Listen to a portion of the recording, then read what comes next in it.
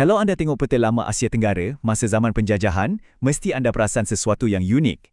Ada satu negara ni, warnanya lain. Itulah Siam, yang sekarang kita kenal sebagai Thailand. Masa semua jiran-jirannya jatuh ke tangan kuasa Eropah, Siam, entah macam mana, berjaya kekal merdeka. Persoalannya, macam mana diorang buat? Dan apakah harga yang terpaksa dibayar untuk kemerdekaan tu? Jom kita selami strategi luar biasa yang menyelamatkan sebuah kerajaan daripada ditelan penjajah. Cuba bayangkan sekejap, tahun 1893, tiba-tiba beberapa buah kapal perang Perancis muncul dekat muara Sungai Bengkok. Mesej yang diorang hantar tu ringkas tapi padat.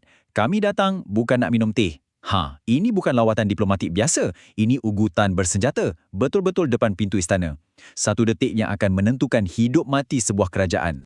Dan macam mana semua ni boleh jadi? Puncanya nampak macam remeh je. Cuma satu pertikaian kecil pasal sempadan.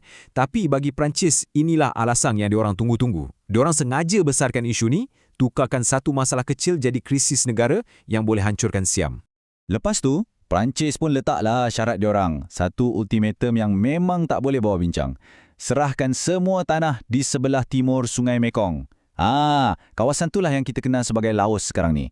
Ini letakkan Raja Chulalongkorn atau Rama V dalam keadaan yang tersepit.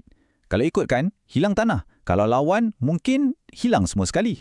Nak jadikan cerita lagi rumit, masalah Siam ni bukan dengan Perancis je. Diorang betul-betul terperangkap kat tengah-tengah. Sebelah sana ada Perancis, sebelah sini pula ada Empire British. Siam ni ibarat tersepit antara dua gergasi penjajah dan masing-masing ada agenda sendiri. Jadi, bila dah terdesak sangat, Raja Chulalongkorn pun cubalah minta tolong British. Tapi, jawapan yang diorang dapat memang mengecewakan. British cakap, lebih baik terima je lah syarat Perancis tu. Kenapa pula? Sebab British sebenarnya tak nak cari pasal dan berperang dengan Perancis. Matlamat utama diorang bukan nak selamatkan Siam sangat, tapi nak pastikan Siam tu kekal sebagai negara penampang yang memisahkan tanah jajahan diorang dengan Perancis. Dan pertolongan British ni ada harganya, bukan percuma. Boleh bayangkan macam ni, British jadi orang tengah tolong selesaikan masalah, tapi lepas tu dia hantar bil kat kita. Sebagai balasan untuk sokongan ni, Siam terpaksa lepaskan tuntutan diorang ke atas negeri-negeri Shan kepada British. Satu lagi pengorbanan yang pahit. Tapi ceritanya tak habis kat situ je. Tekanan ni berterusan. Macam yang kita boleh nampak dalam garis masa ni, tanah Siam ni kena siat sikit demi sikit. Mula-mula tahun 1893, Laos hilang ke tangan Perancis. Lepas tu, tahun 1907, lagi banyak tanah dekat barat Mekong dan Kemboja Barat pula diserahkan. Akhirnya, pada tahun 1909, sebab perjanjian dengan British, Kedah, Kelantan, Perlis dan Terengganu pula yang terlepas. Dalam tak sampai 20 tahun, peta Siam dah jadi lain. Jadi, persoalan utamanya sekarang, bila dah kena tekan dari kiri dan kanan, tanah makin kurang, macam mana Siam nak lawan balik? Adakah diorang cuma tunggu masa je untuk jadi macam jiran-jiran yang lain? Di sinilah kebijaksanaan Raja Chulalongkorn terserlah. Jawapan diorang bukan dengan angkat senjata, tapi dengan sesuatu yang jauh lebih pintar. Baginda lancarkan satu program reformasi besar-besaran.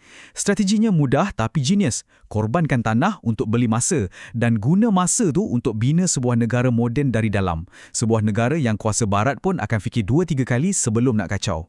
Dan ini dia rancangan 4 langkahnya yang hebat tu. Pertama, pusatkan kuasa. Hapuskan sistem feudal lama. Satukan kerajaan bawah satu pentadbiran moden.